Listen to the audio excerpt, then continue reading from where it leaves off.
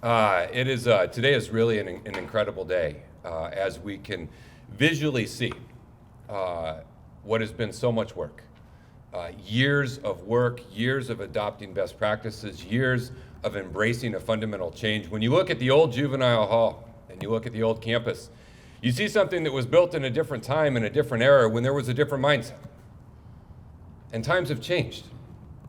And here today, we are cutting the ribbon on a building, but this is just a building. And the building is an important component of the new approach. But the reality is, what is going to give these kids an opportunity to transform their lives are the individuals who will work in this building. And those same individuals who have embraced this same change around juvenile justice. And so I want to thank the members of our probation department who are here, who have endured a lot of challenges, a lot of change, a lot of new ideas and new things being thrown at you. But we're going to count on you to be the ones to implement a trauma-informed, rehabilitative, restorative path to give these children an opportunity for a better future. And so let us recognize and thank each and every member of our probation team who will be here and will work to make this wonderful.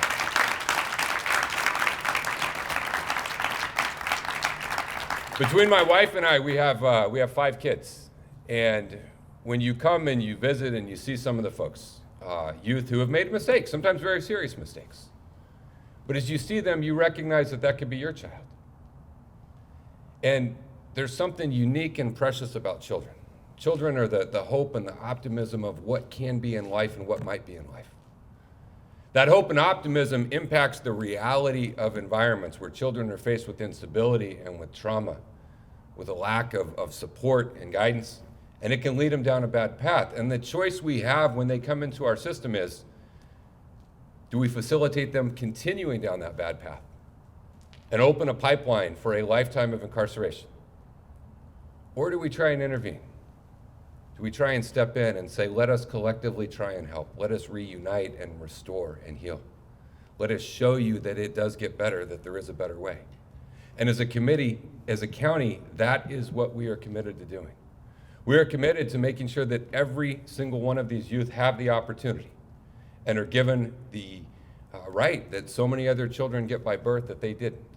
To have a loving environment, to have supportive people there, to have health care and mental health and whatever educational opportunities and job training they need, and to try and help those families. Because I fundamentally believe every parent loves their child. Every parent loves their child. Every parent knows that. Now, if you have a parent who also has been stuck in cycles of poverty and addiction and mental illness and instability, it can spill over the child. And so how do we do that? And so much of what you see here on this campus is designed to accomplish those goals. It is a new philosophy. It is a new approach. It is a new vision. And the buildings here, again, represent the investment and the structure by which we do it, but it is the programs that will really matter. When you look around here, you will see, and as you go into each of these, and it's wonderful. It's the first time I've been here since it's completed. I've come at multiple stages of the construction. But to really see what was promised, fewer youth in each living, a standalone educational complex with vocational education and technical training, indoor and outdoor recreational opportunities, a garden to teach youth to farm to table sustainable, a common dining area where they can eat together, space for increased visitation. This is a really important thing. We want these youth. We want them reconnecting with whoever in their life loves them. If that's a parent or a grandparent or an aunt or a cousin or a teacher or a coach or a pastor or a youth leader from their church, whoever it is, we want them reconnecting and going. A staff wellness center, and so much more that you see built into what we have right here, again, designed to give these children what we all want for all of our children. And just because it may not be your child who's here, it's someone's child. And that means it impacts all of our children, and we all have to care. And we all have to invest in what we're doing. And so, in addition to what we're doing there, we're working to try and take care of our workers. We've listened about things you needed here on site and what will help facilitate the support of the staff. Because again, we're dependent on our probation staff and our clinical staff, our medical staff, all of the staff who will be here to truly implement and do this. And as a board, we've made this a priority. And we've committed with our support of policies to change, and we've committed with our funding to not only do this, but accelerate the next phase, work with Rady on the behavioral health hub that is coming right here adjacent, and really create something incredible and opportunity with behavioral health support and everything we're doing. And the final thing I just want to say is we've spent a lot of time rightfully focused on juvenile probation. We spent a lot of time with Kim and Nick and team on child welfare efforts. But as we move forward as a county, we can't lose sight of the adult folks as well. And so as a county board, we have to continue to work on there. But the goal is, if we do right here, we lower the number of people who need those services down the road. And we're really committed to that as a county. And so I want to thank our CAO, Helen Robbins-Myers, who's been working on this for so long, Holly Porter with Public Safety, our district attorney, who has been such a champion. Summer has in everything we've been doing, whether you're talking about mobile crisis response or mental health or human trafficking or any other issue. Of course, Kelly Martinez, our undersheriff, and the partnership we have with the Sheriff's Department. And of course, our daily work that we do with our probation department. All of this has got us in a place and position where we as a county can be proud of what we're doing. We can take a moment to say we are doing something substantive and impactful, and so often in policy making, you make incremental changes. That's the way it's designed to be set up. You make modest incremental changes, but what we are doing here today represents a transformative change and a fundamental rethink of our approach to juvenile justice.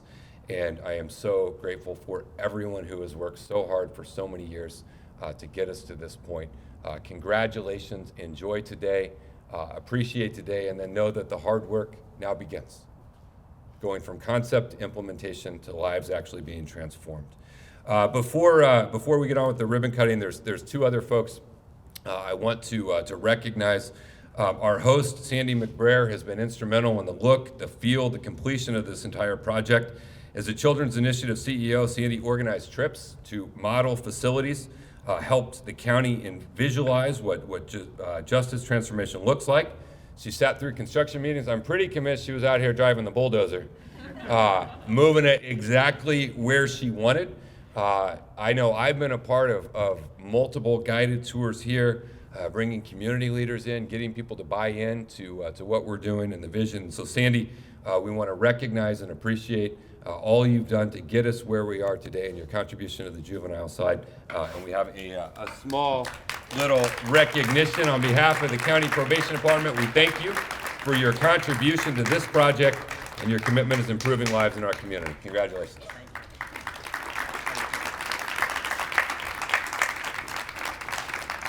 And before I step away, I want to introduce our next speaker. Scott Weezar started in 1994 at probation, was a student worker at Juvenile Hall, became a deputy probation officer full-time in 1995. And Scott, that was a while ago. I'm reflecting on where I was in 95, and you've been here for a while. And after decades of service, Scott is retiring, coming up, and Scott, on behalf of the entire county, I want to thank you for your dedication. I want to thank you for your service, and I want to thank you too. Again, fundamental changes in approach are not easy, right? You get ingrained, and this is the way we do it, and this is why we did it. And at some point, that was best evidence informed that. But when it comes to change, it gets hard. And we've thrown a lot of change at our probation department, a lot of change. And we've worked through it, and we've gotten through it together. And we're in a position, I think, where we can feel confident moving forward. We're keeping communities safe, and we're doing right by the folks who come into our care. And those two goals have both got to be met. And Scott, you've been a part of that all the way through, and we're grateful, and your county appreciates what you've done and the lifetime of commitment you've made to keeping us safe and giving kids a better opportunity. So thank you so much.